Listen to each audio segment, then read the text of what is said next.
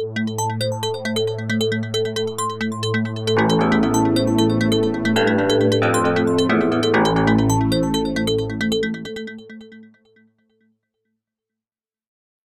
uma história que fala sobre luta de classes sociais, fala sobre conflitos raciais, fala sobre pobreza, fala sobre imigração, mas acima de tudo é uma história sobre a graça de Deus, sobre a condição espiritual do mundo e como nós podemos viver uma vida vitoriosa no meio de tempos difíceis, no meio de tempos adversos.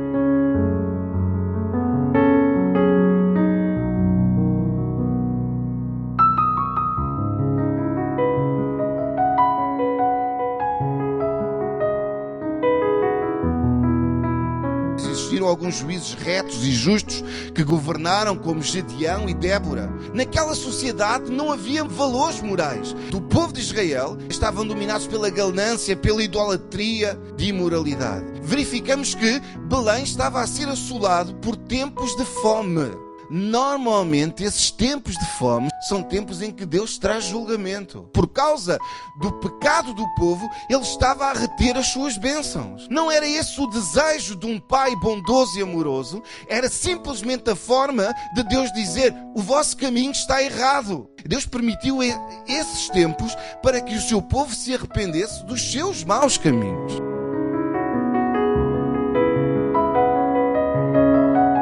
No meio destes tempos difíceis, no meio deste tempo de fome, a cerca de 80 km de Belém, havia comida em Moabe. Deus permite que haja bênção na terra dos inimigos de Judá, na terra dos gentios, e permite que haja fome na terra do seu povo. E então muitas vezes Deus permite que o julgamento venha às nossas vidas porque Deus deseja que nós voltemos ao caminho certo. Tinham a mesma água, o mesmo tipo de solo, as mesmas condições climatéricas, apenas 80 km de distância, mas fome numa terra e comida na outra. A ironia disto é que Belém significa casa de pão. No meio deste tempo de fome, nós encontramos aqui que um homem chamado Elimeleque, que significa Deus é o meu rei, decide peregrinar com a sua família de Belém para Moabe. Que esta seria uma viagem temporária. Nós temos a tendência de tomar decisões que são lógicas ou pragmáticas, é o que parece fazer mais sentido ali naquele momento. E isso leva-nos muitas vezes a perder o melhor que havia para nós lá mais à frente. Em vez de lidarmos com os problemas espirituais, que são a verdadeira razão de estarmos a enfrentar tempos difíceis, tempos de trevas, muitas vezes procuramos fugir desses problemas e não aprender a lição que Deus tem para nos dar nesses tempos.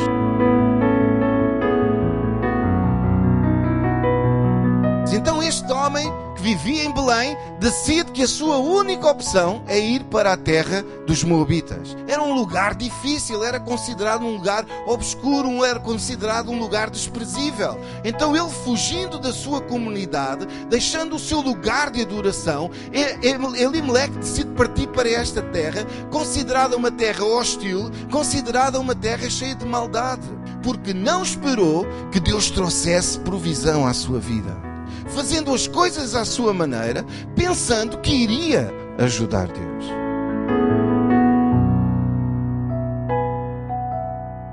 Dependem das coisas que parecem ser as mais certas no momento, ou as nossas decisões dependem do nosso compromisso que nós temos com a vontade e com os caminhos do nosso Deus. A primeira coisa que nós podemos aprender nesta história é a importância de nós tomarmos as nossas decisões baseadas na vontade de Deus. Mesmo que a vontade de Deus pareça difícil, pareça limitadora, pareça dolorosa por um período de tempo nas nossas vidas. Quando colocamos Deus de fora das nossas decisões importantes e quando tomamos decisões baseadas nas nossas capacidades, nas nossas habilidades, naquilo que nós sabemos, essas decisões acabam-se por tornar decisões erradas. E todos nós passamos por tempos difíceis, mas a nossa confiança em Deus tem que ser maior do que o medo que nós temos das circunstâncias que enfrentamos. Muitas vezes as circunstâncias é algo passageiro. E quando nós tomamos decisões permanentes que são influenciadas por sombras e ilusões passageiras, nós acabamos em lugares que nunca desejávamos estar.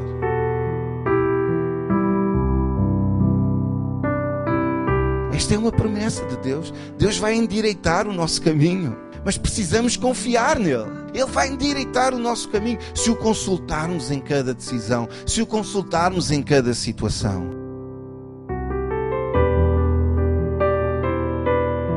Se Deus está no processo, é melhor ficar em Belém, mesmo em tempo de fome, e aprender aquilo que Deus nos quer ensinar. O mais importante é que Deus deseja que tu aprendas as lições que te irão impactar durante esse período de correção. É que Ele decidiu partir apenas por um tempo e acaba por se estabelecer naquela terra.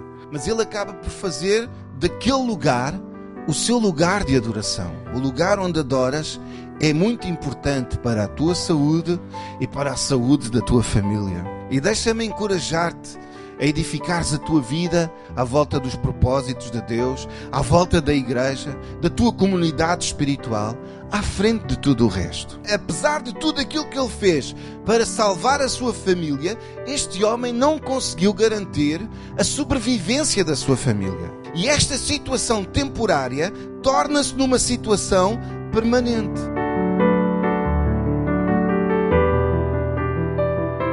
Estamos a falar de mulheres extraordinárias que estão a viver em circunstâncias muito excepcionais. Era uma sociedade patriarcal onde as mulheres tinham muito pouca influência. Eles eram consideradas como uma propriedade. E é nesta cultura que nós encontramos estas mulheres.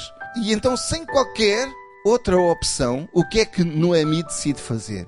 Ela decide regressar para a sua terra. A fome em Belém já tinha terminado e é a partir daqui que a mensagem do livro de Ruth se começa a revelar. Nós encontramos uma jovem corajosa, valente, que se irá tornar uma verdadeira empreendedora. Ela tem um encontro, apaixona-se por um homem bom, amável, sábio, generoso e rico. E Deus faz coisas tremendas na sua vida, de tal forma que esta mulher faz parte da linhagem de Jesus. É uma mulher estrangeira, uma mulher moabita, que vem de um povo que era desprezível, que era odiado pelos judeus. Deus é a personagem central desta história.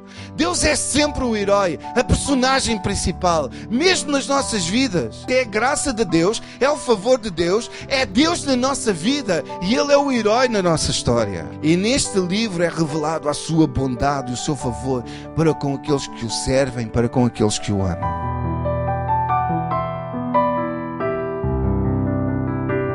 Elimeleque, no meio do seu sofrimento, o que é que ele decide fazer? Decide assumir o controle e fazer as coisas à sua maneira. Decidiu fugir do sofrimento e isso levou a quê? A um sofrimento ainda mais intenso. Ela também tenta fugir do seu sofrimento em vez de permanecer fiel e leal neste período difícil. Nós encontramos que Noemi, ela tornou-se uma mulher amarga por causa do seu sofrimento. E apesar de até certo ponto ela permanecer fiel a Deus, ela torna-se uma mulher muito amarga. Tão amarga que quando ela decide regressar para Belém, as pessoas vão ter com ela e dizem: "Oh Noemi, és tu? Não me chamem mais Noemi, chamem-me Mara."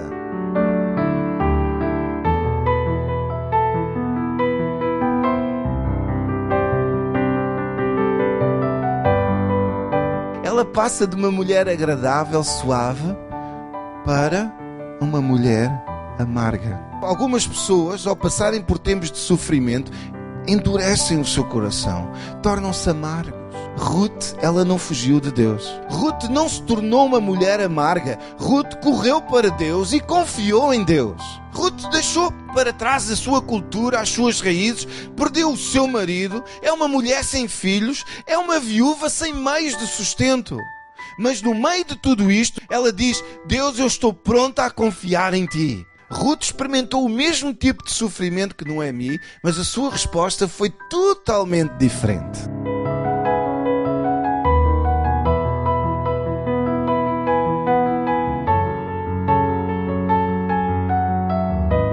A forma como nós lidamos com o sofrimento está diretamente relacionada com a forma como nós confiamos em Deus. E a forma como nós confiamos em Deus está diretamente relacionada com o quanto nós conhecemos o nosso Deus. A razão por que nós precisamos conhecer muito bem o nosso Deus é para que tu possas viver bem passar bem pelo tempo de sofrimento com uma atitude correta. Mudamos o que temos que mudar e confiamos no nosso Deus, porque sabemos quem é o nosso Deus. É tempo de tomarmos consciência de que nós temos um Deus bom, um Deus amoroso, que quer interromper ciclos e padrões de derrota na tua vida, que quer que saibas que os teus melhores dias estão à tua frente. Há coisas maiores diante de nós. Não fiques conformado com a derrota. Não aceites circunstâncias dolorosas e difíceis. Põe a tua confiança num Deus fiel. Crê que aquele que começou em ti uma boa obra, Ele a vai completar na tua vida.